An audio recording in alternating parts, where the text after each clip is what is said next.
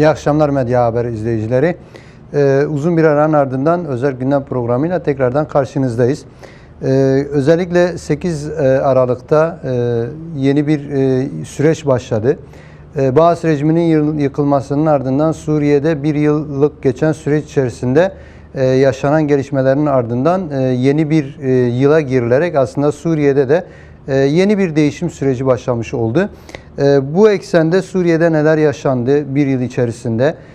Önümüzdeki süreçte Suriye'yi daha fazla neler bekliyor? Özellikle KSD ve özerk yönetimin Suriye'deki yapılanmada yeri ve bu yapılanma içerisinde nasıl bir entegrasyon sürecinin yaşanacağına dönük tartışmalar da gündemimizde devam ediyor Suriye gündeminde. Tüm bu konuları stüdyomuzda bulunan gazeteci arkadaşımız Deli Zilan ile beraber sizlerle paylaşacağız. Deli arkadaş, öncelikle hoş geldin yayınımıza. Teşekkür ediyorum. Çok sağ olun.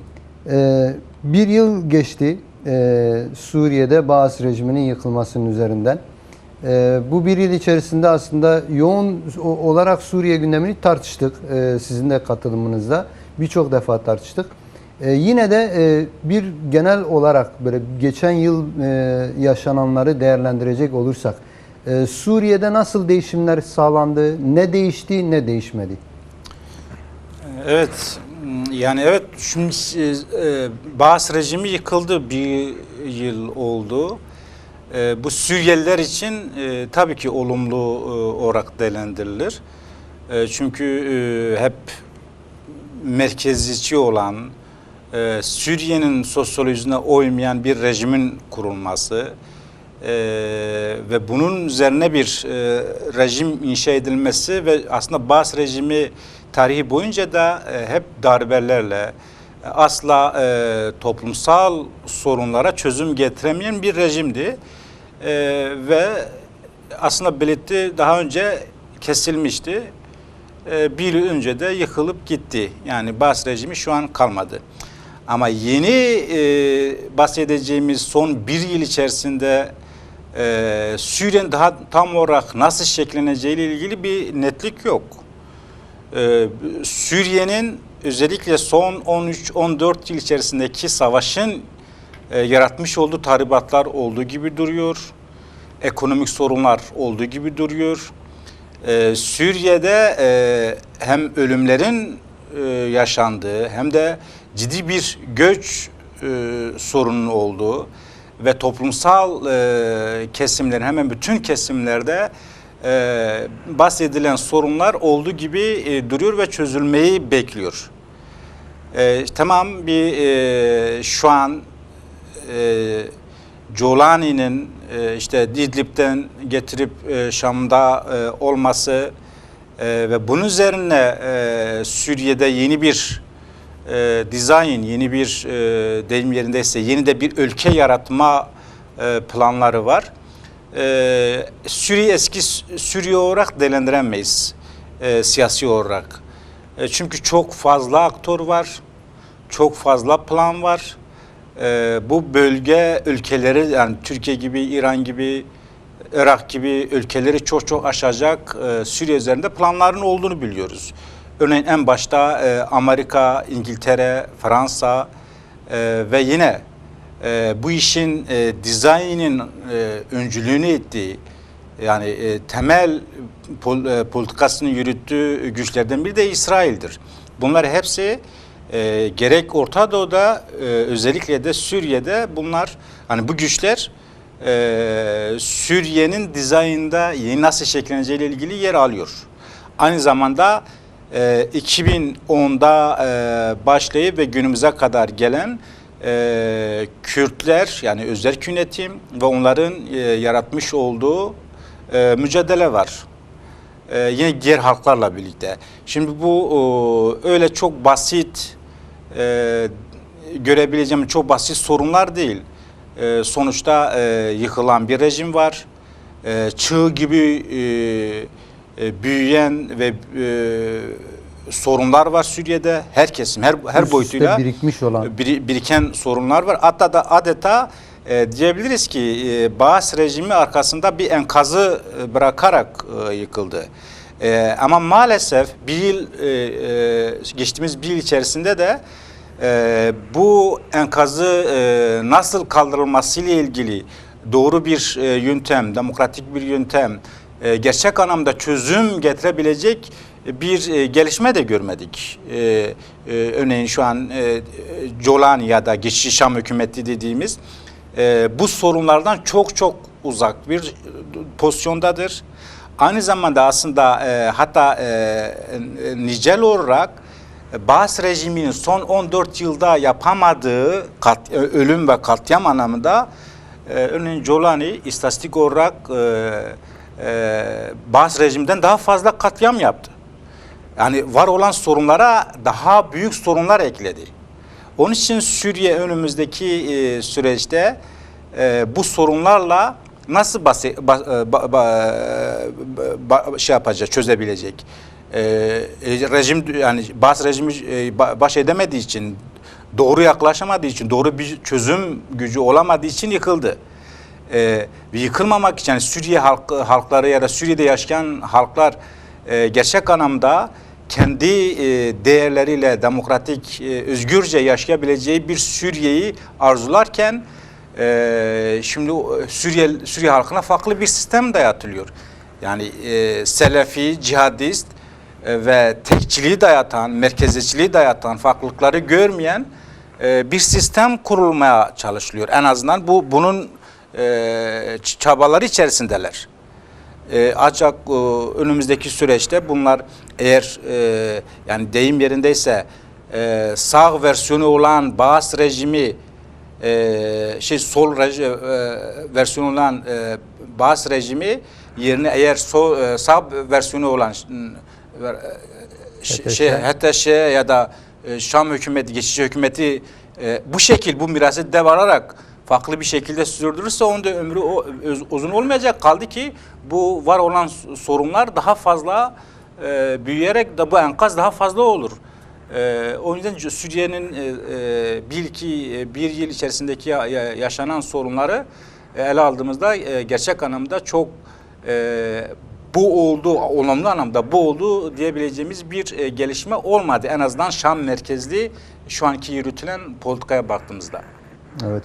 Yani özellikle geçen yıl açısından belirttiniz de yani olumsuz anlamda gelişmeler oldu. Yani katliamlar da oldu. Birçok insan hakları ihlalleri yaşandı.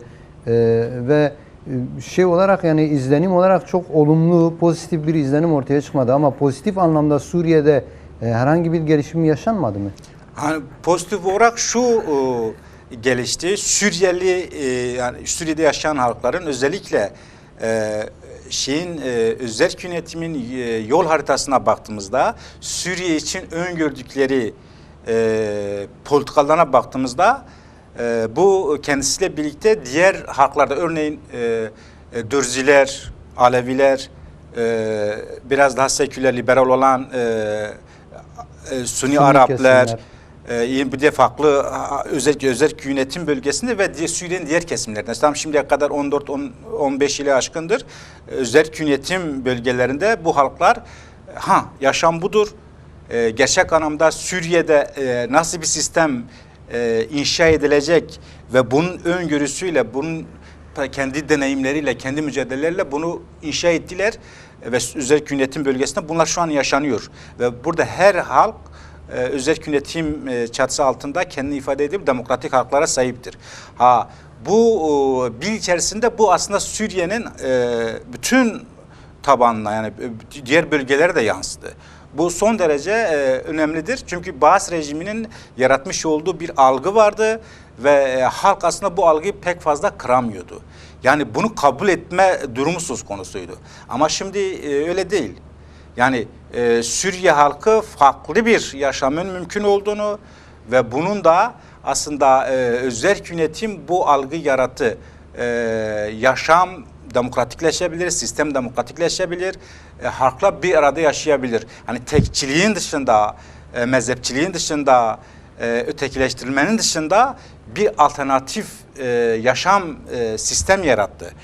Bu da özellikle son bir yıl içerisinde özerk dünyadan Kuzeydoğu Suriye dışındaki diğer Suriye'nin kentlerinde, bölgelerinde bunu çok rahat görebiliyoruz. Örneğin Dürziler de özerk yönetimin öngördüğü politikayı, sistemi benimsiyor. Yani oradan ilham alıyor.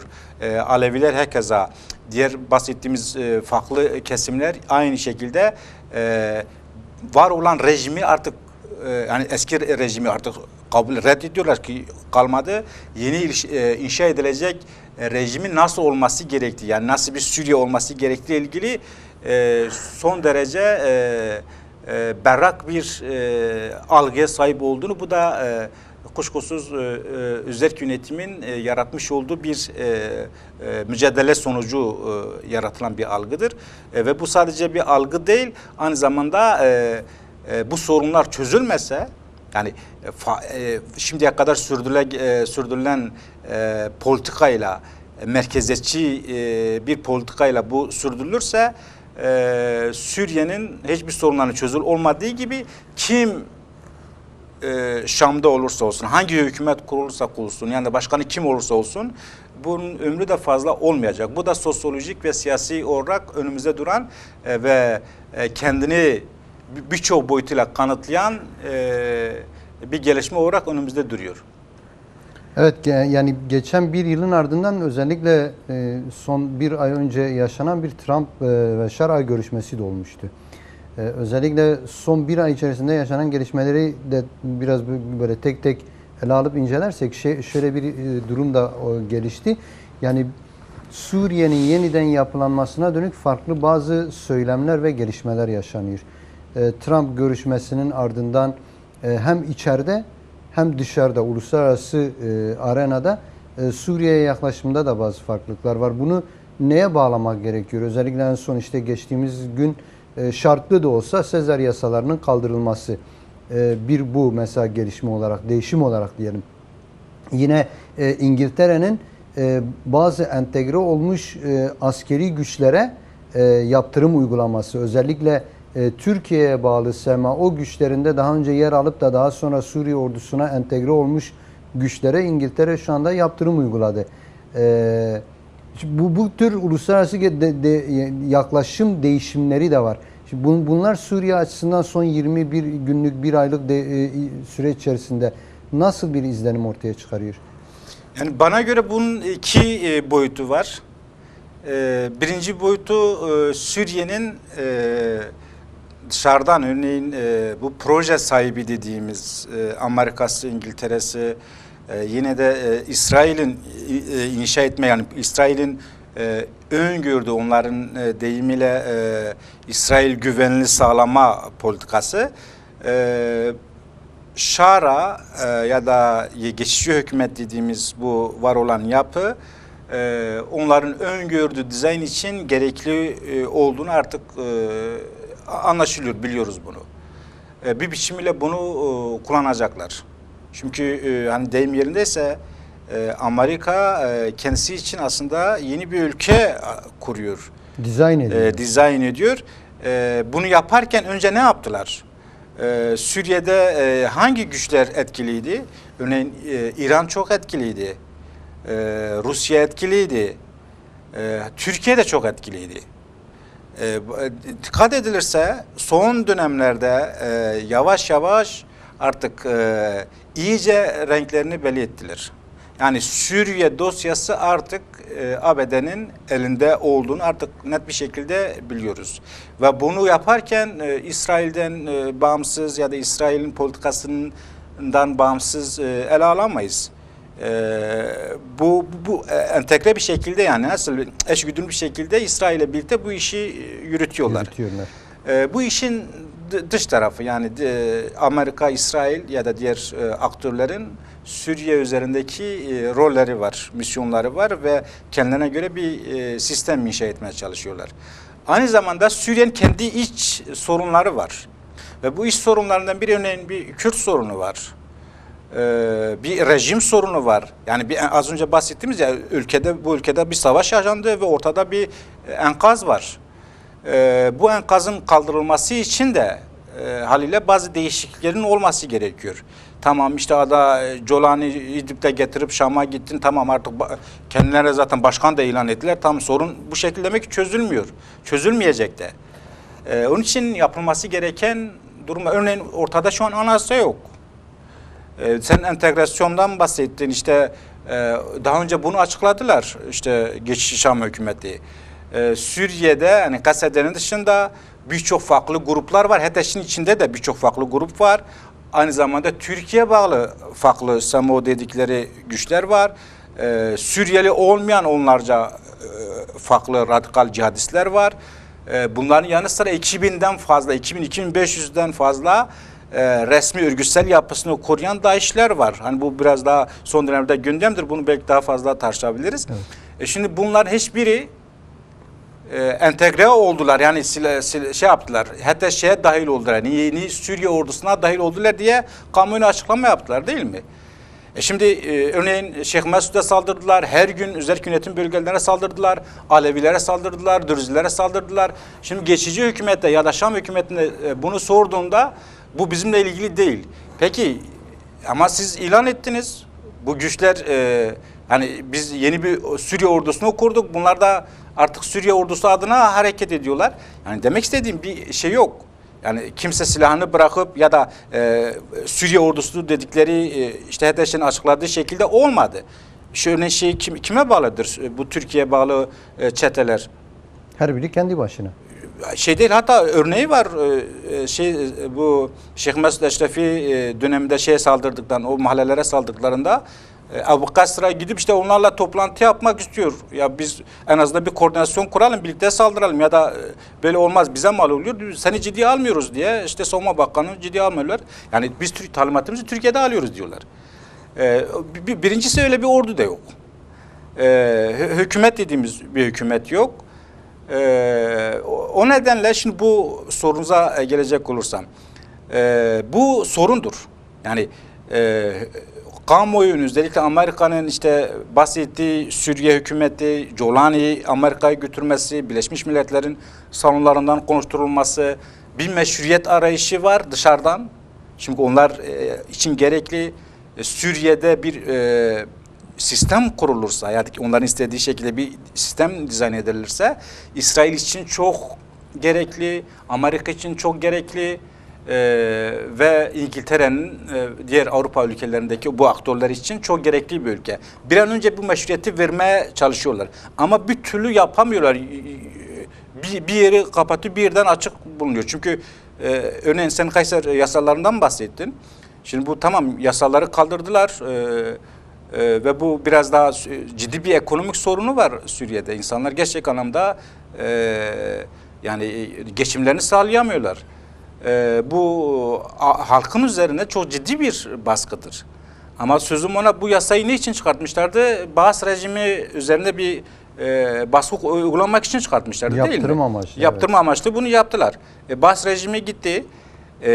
Yeni oluşacak şey için hatta şartı olarak tamam bir kısmını kaldırdılar ama şartları da var. Nedir şartları? İşte birincisi işte bu istediğimiz politikadan gelecek mi, gelmeyecek mi? Hani bunu hem uluslararası hukuka uygun buna bir kılıf bularak bir meşruiyet kazandırmaya çalışıyorlar. Aynı zamanda İsrail'in uzun vadede ve de kısa vadede Suriye'ye şart koştuğu planları var, yani şartları var. Bunlar hepsini uygulanmak zorundadır. Bunlar olursa evet, Jolani Şam'da onların meşruleştirmeye çalıştığı Jolani kalabilir. Aynı zamanda Jolani sadece Amerika ile İngiltere ya da diğer işte İsrail için tek şey değil. Bir şey var. Örneğin özerk yönetim bölgesinde Alevilerin sorunu, diğer hakların sorunu, bunları nasıl çözecek? Aslında burada bir ufak bir kurnazlık durumu da var. Yani Trump'la görüşmeye gidilmeden önce biliyorsunuz Tom Barak buraya Rojava'ya geldi. Hasake'de işte İlham Ahmet, Mazlum Abdi ile bir görüşme yapıldı. Sonra aynı heyet bu sefer Şam'a gidildi. Şam'da görüşmeler yapıldı. Hem heyetin, özerk yönetim heyetinin yapmış olduğu açıklamalarda da onlara baktığımızda yine Tom Barak'ın ya da Amerika heyetinin açıklamalara baktığımızda şu aşağı çıktı.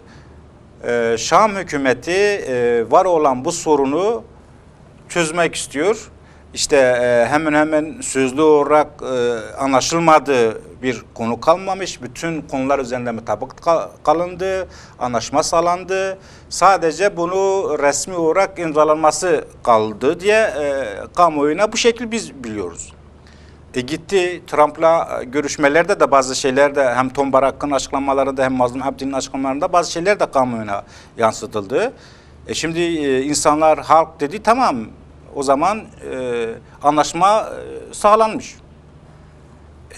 Geldikten sonra bu sefer yapılan tarih bellidir. Örneğin Giuliani Amerika'da gelir gelmez hemen ilk haftada bir görüşme yapılması gerekiyordu. Hatta bu görüşme Suriye dışında farklı bir ülkede yapılması planlanmıştı diye kamuya yansıdı. Ve o olmadı. Görüşmeler tekrar olması gerekirdi. O görüşmeler Suriye'de de Şam'da da olmadı. Ve bu görüşmeler hatta özel yönetimin bazı yetkileri şu açıklama yaptılar. Yani görüşmeler olmayınca görüşmelerin tıkandığını açıkladılar. Çünkü tarih verilmişti, planlanmıştı, karar altına alınmıştı ve artık bu yapılan sözlü mutabakatın artık resmiyette imzaya dönüşmesi ve bu sorunun artık bir an önce çözülmesine dönük, hatta sıkça ifade edilen 10 Mart mutabakatına vurgu yapıyorlar. Bunlar artık o mutabakat sağlanacaktı. Ama şimdi görüyoruz farklı bir durum var. Cevap verilmiyor, görüşmelere gelinmiyor, zamana oynama durumu var ve çok ucuz bir şekilde işte 10 Mart mutabakatının neden Kasede'ye ya da özel yönetime mal ederek bunun üzerine argüman geliştirilmeye çalışılıyor. Evet, oraya geçmeden önce aslında hani yani entegre konusunu ayrıca tartışacağız da daha çok yani şu anda son süreçte özellikle İngiltere, İsrail, Amerika'nın en son Trump şöyle bir açıklama da yaptı dün yanılmıyorsam. Dedi ben Golan Tepelerini işte Golan Tepelerini İsrail'e verdim. Hatta dedi hiç karşılıksız verdim. Keşke bir şeyler alabilseydim. Trilyon dolarlık bir coğrafya. Yani bu şekilde aslında böyle al ver gülüm tarzı bir ilişki var şu anda Suriye üzerinden. Peki gerçekten yani bu Sezar yasaları da bu anlamıyla Suriye'yi nasıl şekillendirecek yeni süreçte? Yani Sezar yasası dediğim gibi biraz var olan şartlara bağlı ve o şartlar da çok açık. Aslında daha önceki programlarda da ifade etmiştim. Bu şartların belki de ABD'nin kamuoyu yansıttığı kadarıyla işte HTŞ'nin içinde radikal cihadistler var. Onların temizlenmesi gerekiyor. İşte Giuliani'nin var olan sorunların çözmesiyle ilgili eğer bu şartları uygun görürsen bu bizim dediğimiz politikaya denk gelirse biz hani Kayseri bu mevcut olan yasaların dışında daha fazla önünü açarız. Kredilerimizi daha fazla veririz. Hatta şey olarak bir şans olarak şans tanıma bir fırsat verme durumu olarak değerlendiriliyor. Şimdi işin diğer tarafı İsrail'in yani hiç kendimizi kandırmayalım. Bu işin gidişatı İsrail'in istediği çerçevede olursa bir Suriye ya da Amerika destekler ya da Amerika inşa edebilir. Ama İsrail'in çıkarı yoksa, İsrail'in öngördükleri politikalar eğer geliştirilmiyorsa bu iş yürüyemeyeceği aslında bütün bölge devletleri de biliyor. Özellikle Türkiye bunu çok iyi biliyor. Giuliani de bunu biliyor. Şimdi zaten İsrail açık açık söylüyor. Örneğin tamam Golan Tepeleri Trump verdi. Golan Tepeleriyle birlikte aslında Kuzey Trakya'yı da verdi. Sueda'yı da verdi. Evet dün Suriye devlet basın organlarının paylaştığı bir harita vardı.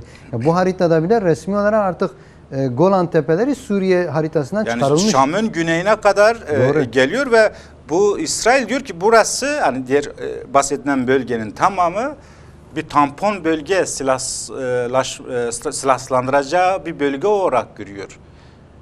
Birincisi bu. Bir diğer konu İsrail açısından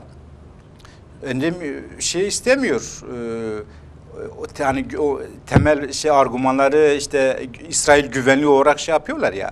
Çünkü eğer Suriye'de farklı güçler ya da bölge güçleri Suriye'de güçlü olursa, Suriye'nin hakimi olurlarsa, yani Jolani ve Jolani'nin oluşturmak istediği cihadist bir ordu ya da güçlü bir hükümet mevcut durumda İsrail'in işine gelmiyor. O yüzden İsrail olabildiğince tehlike arz etmeyecek bir Suriye, güvenlik açısından bir Suriye de istiyor. Suriye ordusunu da bu şekilde istiyor. Ve aynı zamanda Suriye'nin hava sahası, İsrail için bu da çok stratejik bir durum. Suriye'nin hava sahasını rahat kullanmak istiyor. Çünkü bu işin aktörüdür. Bir İnşaat başlamış, artık yol temizliği yapıyor. Engeller kimdir? İşte İsrail için İran engeldir. Diğer farklı işte Türkiye engeldir. Ya farklı bazı Körfez ülkeleri engeldir. Bunlar hangi ülke engelse bu engelleri kaldırmanın şeyidir. Yani İran en fazla engel olarak görülen şimdiye kadar, yani biraz daha bağımsız olan İran'dı. İran'ın kolu kanadını kırdılar, değil mi? Yani İran'ın bütün o dışarıdan sınırların ötesinde verdiği bütün o savaşını bitirdiler. İran'ı kendi sınırlarının içine şimdi hapsetmişler ki kaldı ki sınırların içinde de vurdular yani. Sıra birçok ülkeye gelecek bu anlamda. İşte İsrail Suriye için böyle bir politika öngörüyor ve onun için de gerekli kısa vadede şartları var dedim. Onu daha önce de sıralamıştık. Uzun vadede de şartlar vardı. İbrahim Anlaşmalarından ta bu enerji koridorlarına kadar. Bu onların planıdır.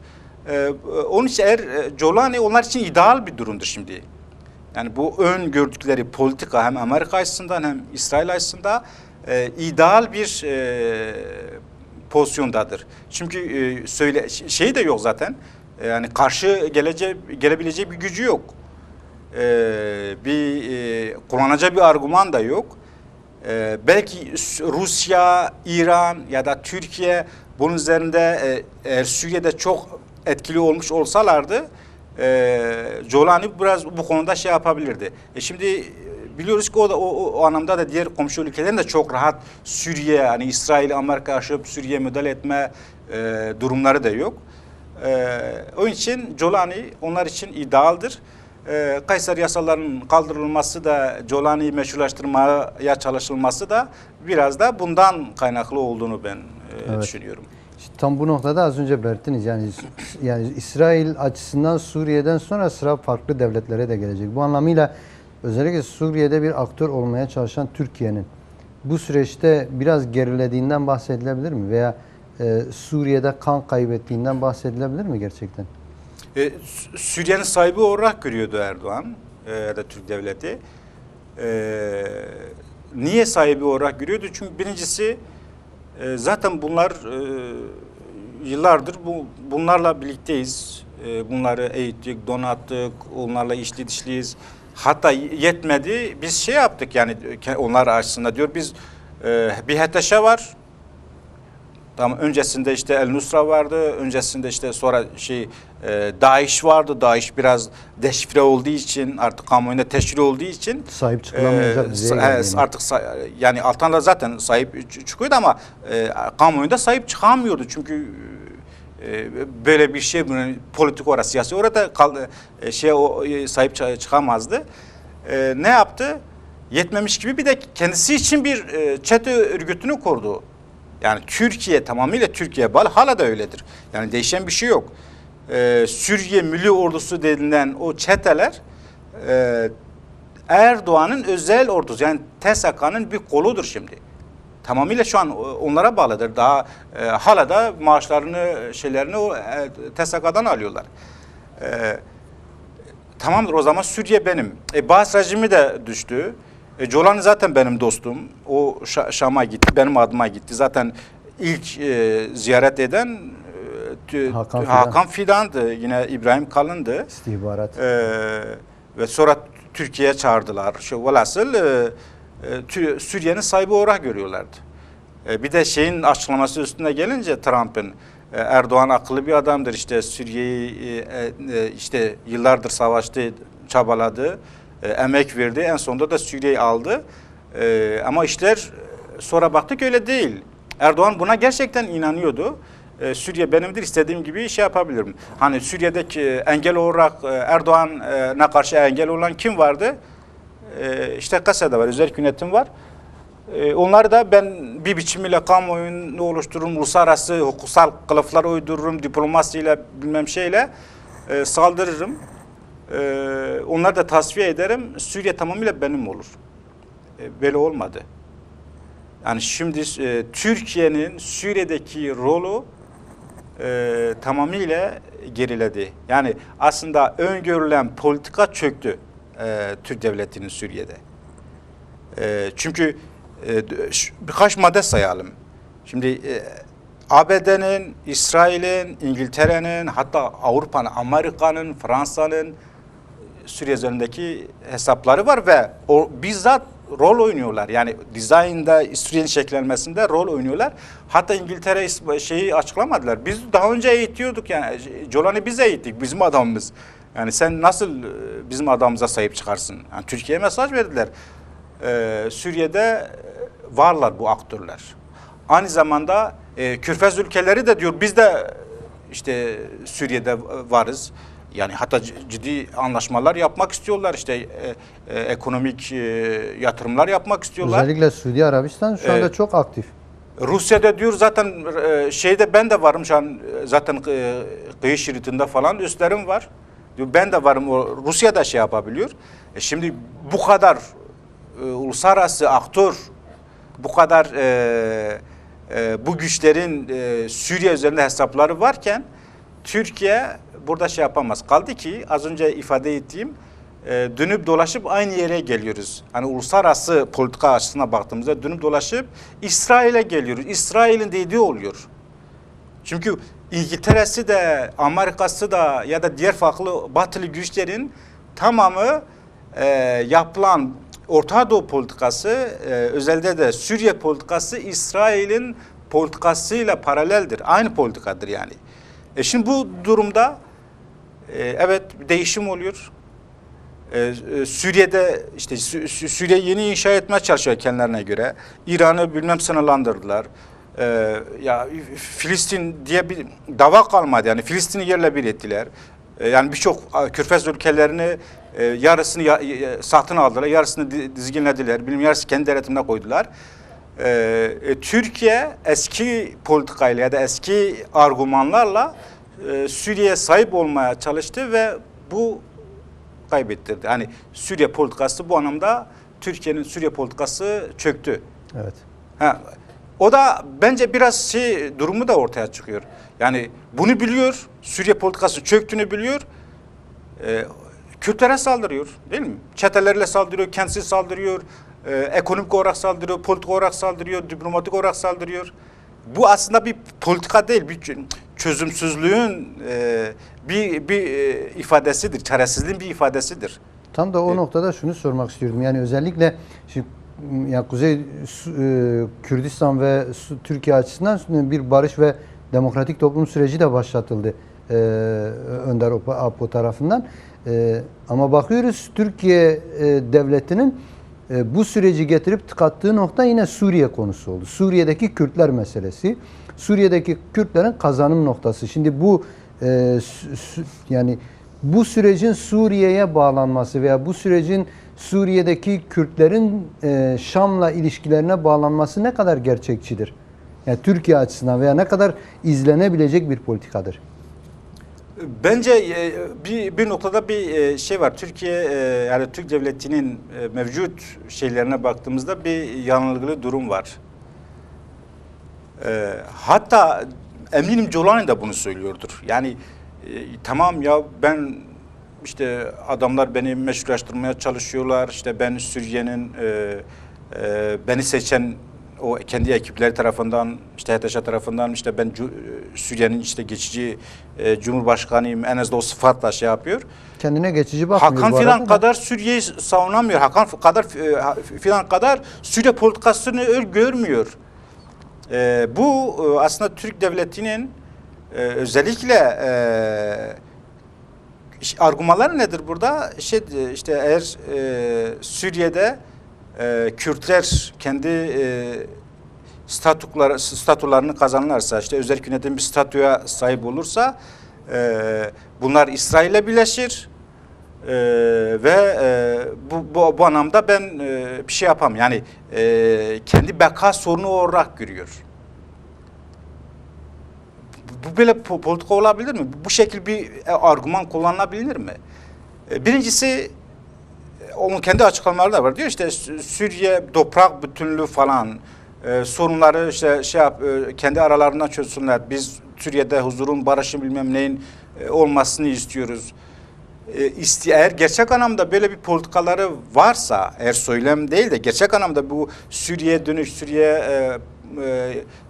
sistemine ya da ülkesine dönük bir politikaları buysa bırak örneğin özel yönetim heyetiyle Şam heyeti anlaşıyorlar.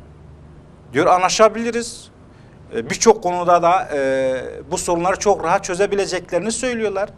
Hatta özel yönetimin açıklamalarından ben anladığım hemen hemen söylediğimiz her şey Suriye'nin hem özel yönetim bölgesi için hem de Suriye'nin geneli için öngördüğümüz demokratikleşme anlamında, sorunları çözme anlamında o yol haritasının hemen hemen tamamını olumlu ve real bir politika olarak kabul ettiklerini ifade ediyorlar. Ama bakıyorsun Hakan Fidan, işte AKP hükümeti bunları bir biçimiyle engellemek istiyor.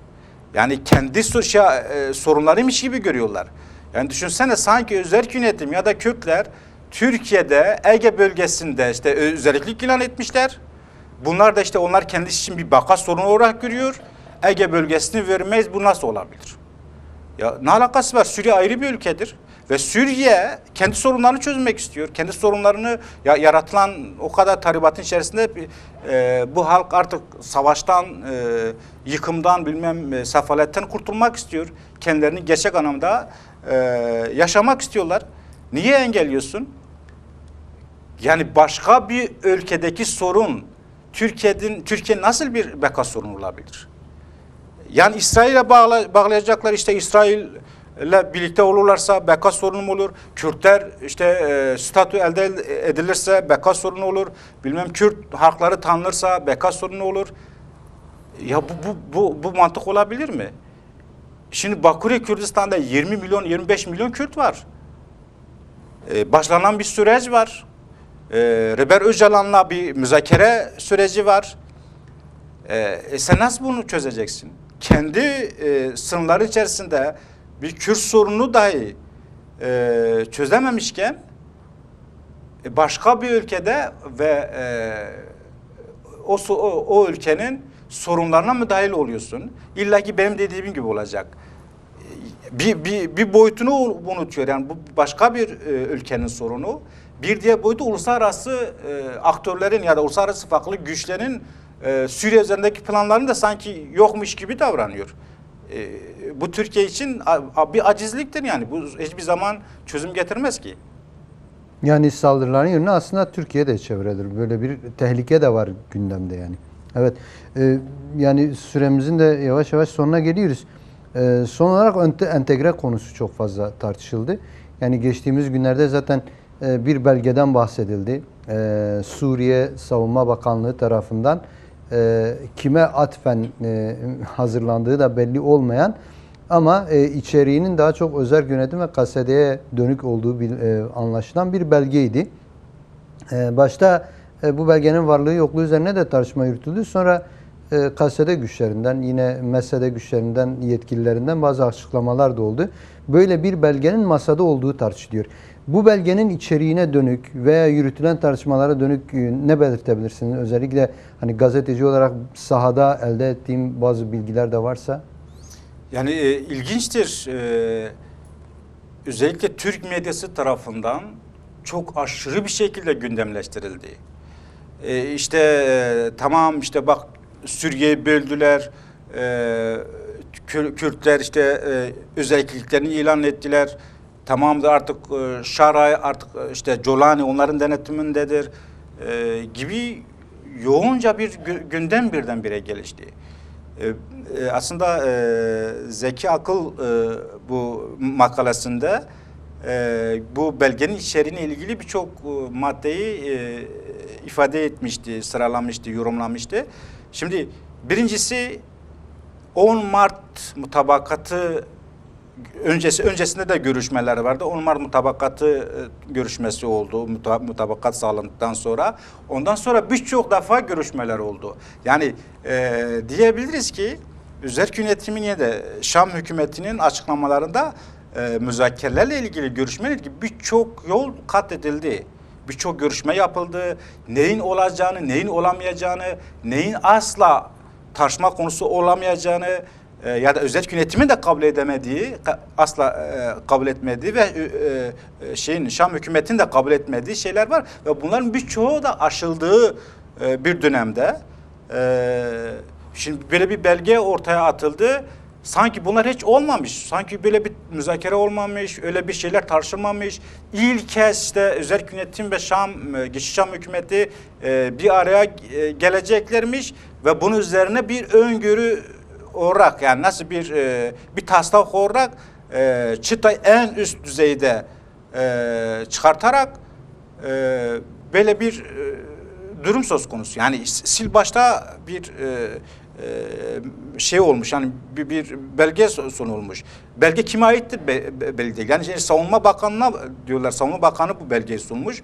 Şimdi Savunma Bakanı'nın yetkileri sınırlı değil mi? Yani bildiğimiz ülkelerde, devletlerde bir Savunma Bakanı savunmakla ilgili, yani güvenlikle ilgili kendi şeylerini, projelerini ya da müzakere edilecekse buna ilişkin müzakere edilecek. Şimdi Savunma Bakanı'nın işte petrolle ne alakası var? İdari işlerle ne alakası var? Ekonomiyle ne alakası var? Yani gümrük kapılarıyla ne alakası var? Evet, yani çok tuhaf bir şey. Kime gönderildi de belli değil.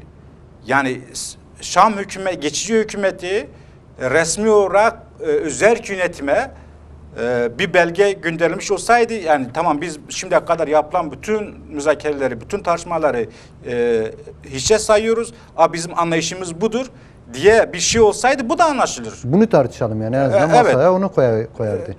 Kime gönderildi de belli değil. O yüzden bu yani çok gündem olduğu için ben ifade ediyorum. Hani özerk yönetimin bazı yetkililerin de bunu ifade ettiler. Türk medyası bunu sanki böyle olmuş, böyle bir müzakere olmuş. Artık şimdiye kadar ilk başta ifade ettiğim artık imzalar kalmış o heyetlerin anlaşmalarına. Sanki öyle o çerçevedeymiş gibi bir kıyameti kopardılar. Ama işin şeyine baktığımızda, açıklamalarına baktığımızda özerk yönetim yetkilerinin böyle bir şey olmadığını, hatta çok giri bir tartışmanın içine halk konulmaya ya da o suni bir gündem yaratılmaya çalışıldı. Bu şeye baktığımızda aslında bunun Jolani'nin ya da Şam hükümetinin sadece fikri olmadığını da insan görebiliyor. Yani biliyorsunuz Suriye'ye gitti Savunma Bakanı Türkiye'nin Yaşar Güler. Yaşar Güler, evet. Ondan hemen ardından bu belge gündeme geldi zaten.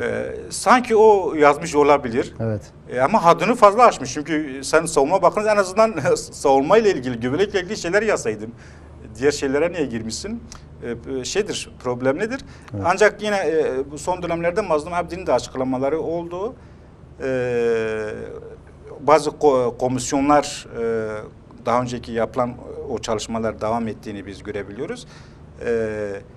Tabii bu belgeyi saymazsak, çünkü özerk yönetimde de anladığımız bu böyle bir belge de yok, resmi de değil.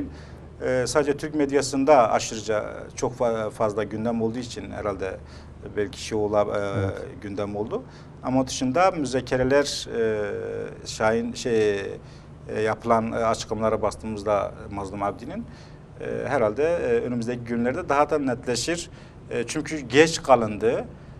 Geç kalınmasının nedeni Jolani Amerika'dan döndükten sonra görüşmelerin yapılmamasıyla ilgilidir. Evet. Mazlum Abdi'den ayrıca şunu da öğrenmiş olduk. Yani Türk medyasında çok gündem oldu. İşte 10 Mart mutabakatı süresi az kaldı, birkaç gün kaldı, bitiyor.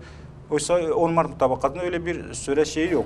Hatta aldığım bazı bilgilere göre Jolani'nin kendisi dahi ya bu olmaz, belki 2026'nın sonlarına kadar da bu süreyi uzatabiliriz. Çünkü onlar zaten hazır değil. Özellikle yönetim zaten diyor biz uygulayalım, ama onlar hazır olmadığı için özellikle 10 Mart mutabakatının süresini uzatma Jolani tarafından da gelebilir. Evet.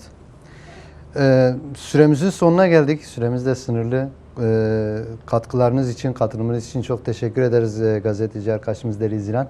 Rica ederim. Ben teşekkür ederim. Evet, Medya Haber izleyicileri, bu haftaki programımızın sonuna geldik. Önümüzdeki haftalarda tekrardan bu gündemleri tartışmak umuduyla hepinize iyi akşamlar.